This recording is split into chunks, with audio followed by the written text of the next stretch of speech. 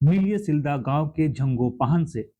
उसके पास साधन कम थे, शरीर में चुनौतियां थीं, लेकिन हौसला हिमालय से ऊंचा था। समाज ने उन्हें दिव्यांग कहा, पर झुंगो ने अपनी दिव्यांगता को अपनी ताकत बना लिया। नेताजी सुभाष चंद्र बोस आवासीय विद्यालय में कोच आशीष कुमार के मार्गदर्शन में झुंगो का धनुष किस्मत की कमान बन गया। उनका हर निशाना गरीबी और कठिनाइयों को भेदने की जिद थी। अथक प्रयास का नतीजा सामने आया। राष्ट्रीय पैरा तीरंदाजी प्रतियोगिता में उन्होंने रजत पदक जीतकर साबित कर दिया कि असली चैंपियन मुश्किलों को नहीं देखते, बल्कि सिर्फ लक्ष्य को देखते हैं। और अब इतिहास रच दिया है।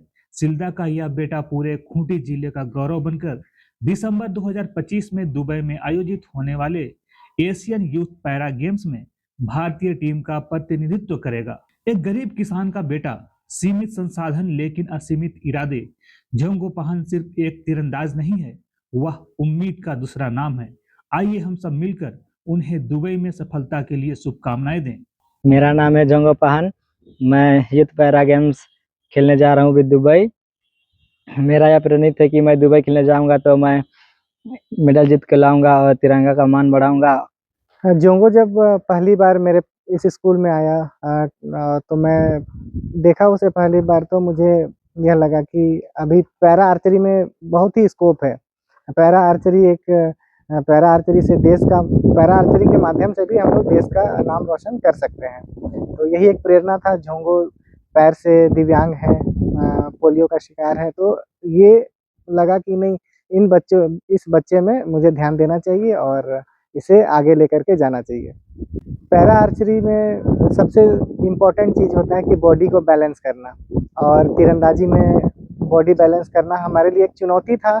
साथ में स्ट्रेंथ डेवलप करना बच्चों के लिए, और सीढ़ी दर सीढ़ी हम लोग चढ़े, उस पर काम किए और ये हमने अभी तक हासिल किया। उसके मेंटल हेल्थ पे काम किया, फिजिकल हेल्थ पे काम किया।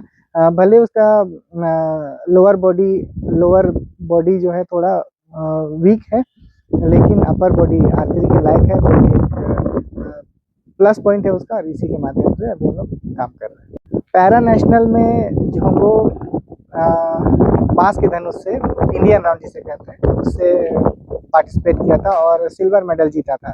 तो हमारे लिए एक था कि नहीं, अब ये मेडल जीत चुका है नेशनल लेवल पर, तो हमें इसे इंटरनेशनल लेवल के प्लेटफॉर्म तक पहुंचाना है। इसके लिए सबसे बड़ी चुनौती थी धनुष, रिकर्व धनुष या कंपाउंड धनुष। तो मेरे जो साथी और सहयोगी कह सकते हैं, दानिश अंसारी जो कोच हैं साई में, उन्होंने अपने व्यक्तिगत स्तर पर अपना पुराना धनुष अभ्यास के लिए दिया, और धनुष मिलना ही हमारे लिए एक बहुत पॉजिटिव रहा।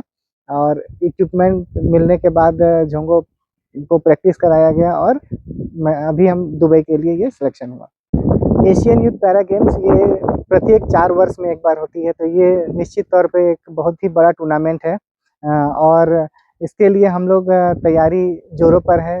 चूँकि संसाधन सीमित है फिलहाल, लेकिन भी हम लोग प्रयास में हैं कि ट्रेनिंग जैसे भी करा करके हम लोग झोंगो के माध्यम से देश को मेडल दिलाएं और देश का नाम रोशन हो, खूंटी का नाम रोशन हो।